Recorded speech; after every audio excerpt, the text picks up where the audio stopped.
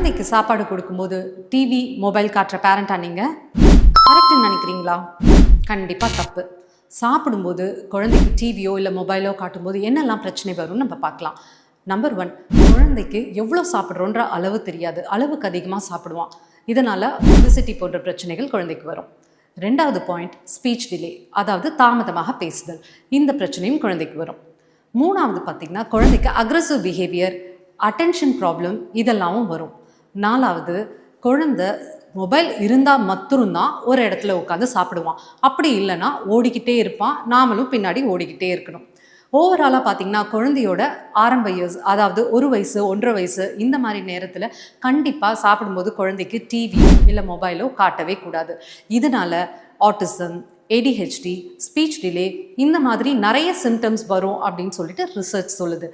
இன்னிலேருந்து நம்ம தாத்தா பாட்டிலாம் நமக்கு எப்படி